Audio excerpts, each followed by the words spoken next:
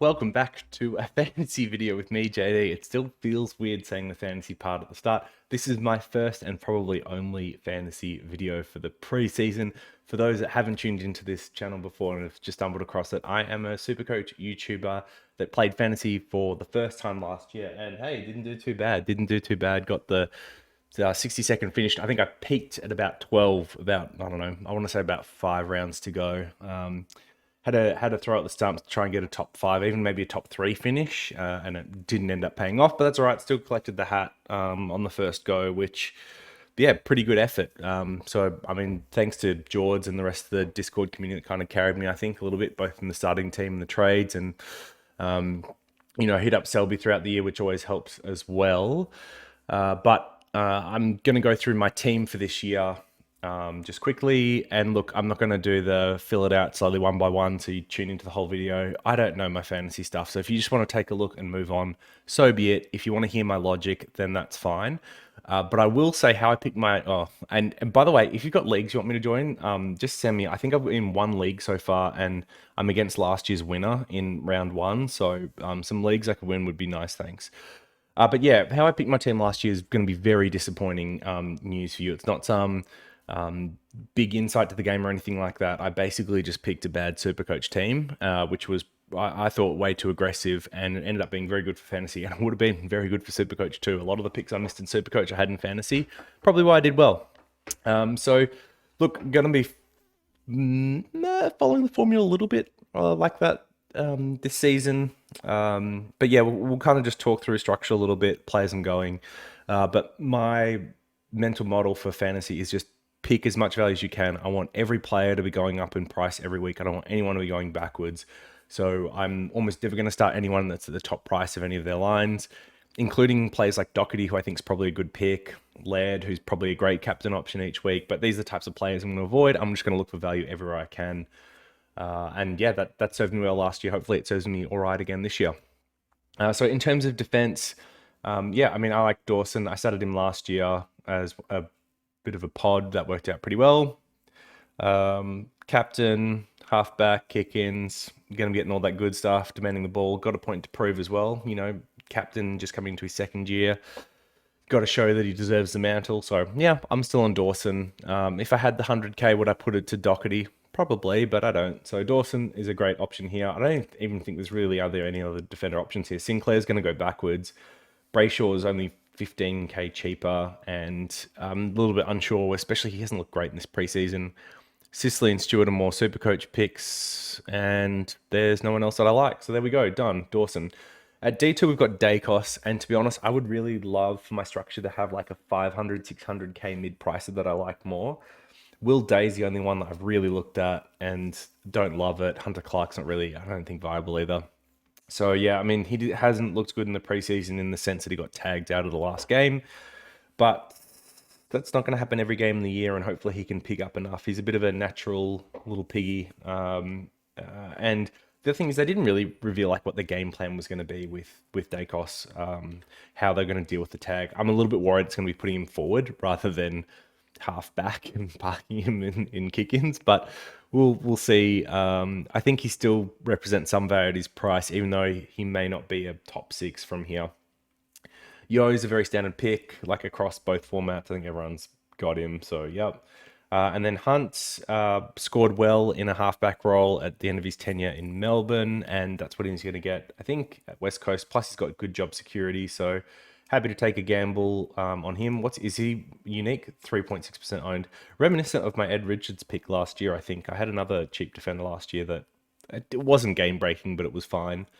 And it means that I don't play Sincotta on field, which I have a feeling a lot of teams are doing, like playing Sincotta or someone like that, which I just don't think's good. Sincotta's job security is so poor, with Cowan around as well, that I don't want to be playing him on field.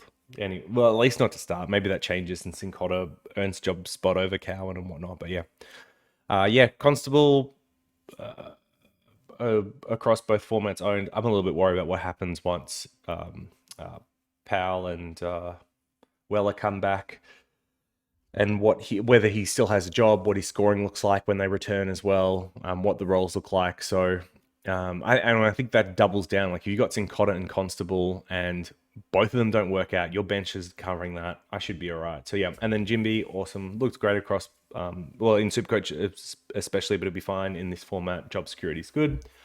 Sincotta scored well, but yeah, as I mentioned with Cowan, not sure. And then Wilmot, like he's not going to score well, but he's a fine bench option.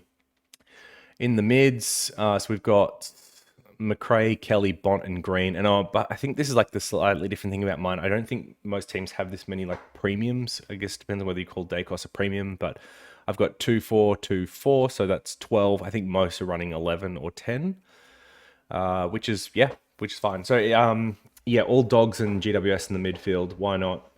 With Dunkley going, then McRae and Bont both seem like stellar options. Should both get more mid-time, more CBAs, and have more points to win between themselves. So love that.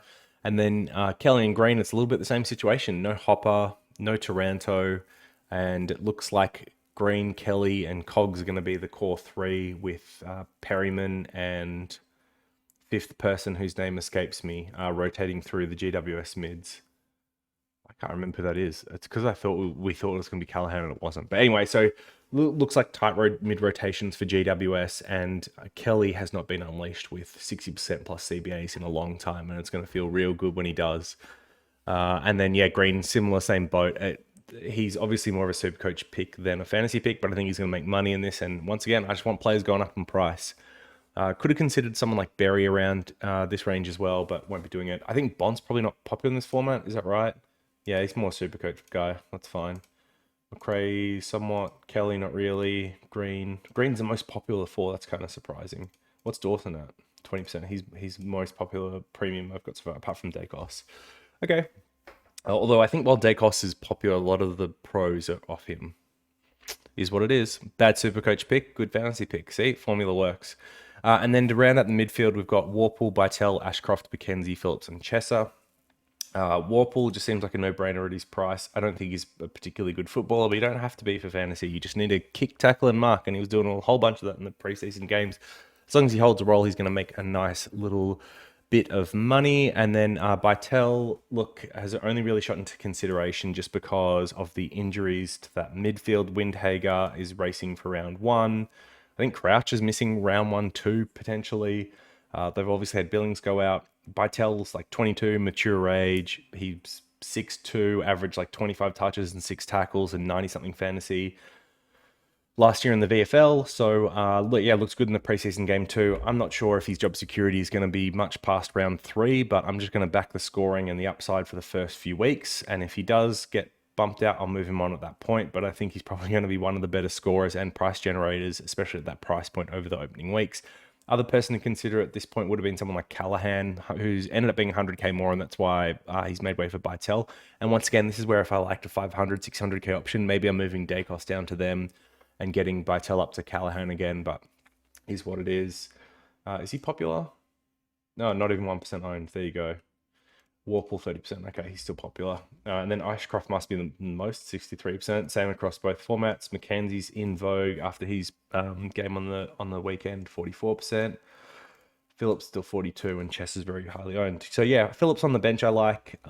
Means I can kind of swap in and out for matchups, and I've got some good stuff going on there. And if it does mean that if Bytel's obviously a flop, I can move him on to pretty much wherever and get Phillips on the field if Phillips is performing well. So I get to kind of try before I buy. Chester I'm pretty worried about, to be honest, but there's not too many other options here that we like. I mean, I could move Davey, who's in my utility spot at the moment, into the midfield and then get someone else in the utility spot, which might end up happening. Not sure if he gets named round 1, or if he does, it could be sub. Although it's a little bit weird because even though he needs to be eased in, like he also needs to build match fitness, and playing him as the sub doesn't really do that. So it'll be interesting. I think like they either play him or they play him in the twos. I'm not sure if playing him as the sub many games is good for him. Rucks and Marshall and Wits. I assume Marshall's very highly owned. Yep. Wits, 7%. Oh, okay. He's not popular. Who is popular in the Rucks? Is it Darcy? Darcy's the one that's become popular in Supercoach. Oh, it's still English. Okay. Well, that makes sense. He's got high scoring potential, and in a format where if they get injured, you just trade them anyway. I can see why. Cameron makes no sense. And then Darcy at 9.5%. Okay. yeah, I mean, either Wits or Darcy I'd be fine with. It's funny because like Wits went backwards in Supercoach over the back end of last year, but I think his fantasy numbers probably did better or improved. I just see him as the most durable ruck option, even though Darcy's durability really hasn't been that bad over the last couple of years. And I don't want to muck around with the rucks this year, so I'm probably happy to go Wits. Yeah. And the forward line, I don't know, I feel like this is maybe pretty standard. The only one that I'm missing here that I really want is maybe Flanders, but let's just go through it. So Dunkley, Taranto, Rosie, Goulden, same four I've got in Supercoach. I think they're perfectly fine here as well. Dunkley, I wouldn't be surprised if he was the number one fantasy person at the end of the year. So I'm not really worried about not going with any of the top mid dogs because I think Dunkley's going to be my ticket each and every week. And like combining him with like McRae or Kelly in plus matchups is fine. Oh, and then sorry, last ruck, Samson Ryan. Loophole here that might play. Like he seems to be the one the most likely to play. Andrew is, even if he plays for Swans, isn't going to score well, so I'm happy to go Ryan. So yeah, Dunkley could be the number one for the year. Taranto and Rosie both seem like really easy value options. Goulden, likewise as well. Otherwise, Cogs is probably the person I would have otherwise had in this spot. Bruin, I think, is going to be playing midfield. And look, if he doesn't end up working out, then maybe this is where someone like Flanders comes in. Is he highly owned? Because I'm surprised Bruin's only like 9%. I guess it's hard to get a read on the cat, so people don't like him. Whoa, Flanders is 4. Okay. Wow, who are people picking? This is like so strange. These are like amazing value options. Who do people pick in this format? Team selected by? Not Philippou, surely not. Oh, no way.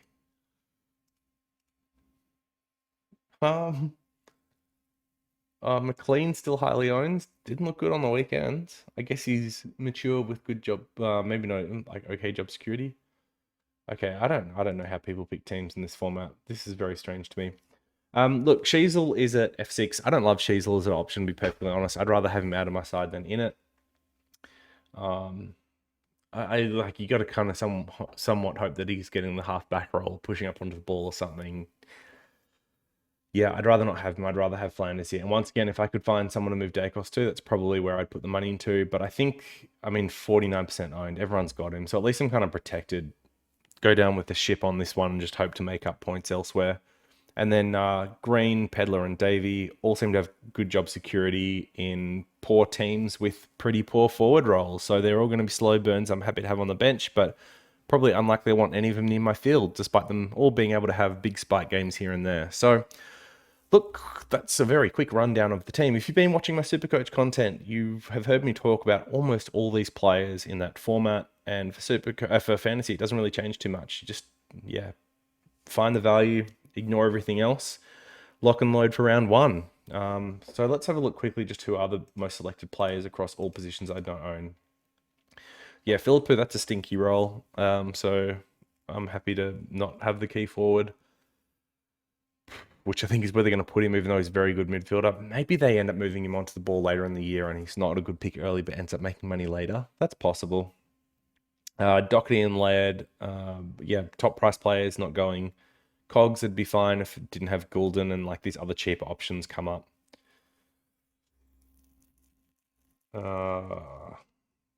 English, yeah, that's fine. That's fine. Brayshaw, I mean, he's a mil. I'm not paying a mil for these guys. And I started Brayshaw last year as a pod, by the way. Callahan is one I talked about. Probably like Sheed is a stinky pick. 600k. Boy, that's not going to work out for people. Oliver, once again, a mil. And I started him last year too. Yeah, and then it starts to drop off. Okay. McGrath's the cheaper defender that people are getting on. It's only 50k cheaper than Dacos. And you're not starting both, maybe? They could both go up in price. I guess that's reasonable. And then Day down here. But I think it's a little bit desperate. All right. So anyway, that is the fantasy team for this year. If you are better at fantasy than me, which is probably pretty likely, then drop down below with any feedback, things that you do differently with this team. I'm all ears at this point. Otherwise, I will see you at the end of round one. Peace.